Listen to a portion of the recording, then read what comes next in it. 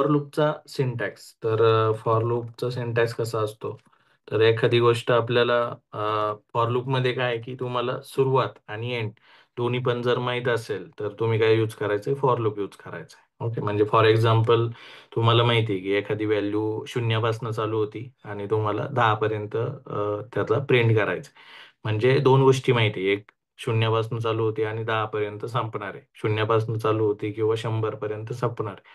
तर त्या ठिकाणी तुम्हाला काय यूज करायचं आहे फॉर लूप. ओके. स्टार्ट आणि एंड हे दोन्ही जर माहित असेल तर आपण काय यूज करतो for loop. Okay. Um program int i no equal to 0. Okay. नंतर मी लिहितोय for i no equal to 0 i no less than equal to 10. Okay.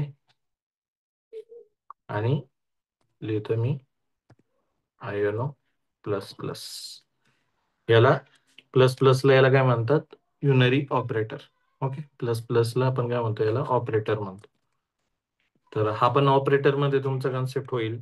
Plus plus म्हणजे एखादा व्हेरिएबल आहे आणि त्याला आपण प्लस प्लस म्हणतो किंवा मायनस मायनस म्हणतो तर त्याच्यामध्ये पण पोस्ट इन्क्रीमेंट प्री इन्क्रीमेंट असा कन्सेप्ट असतो.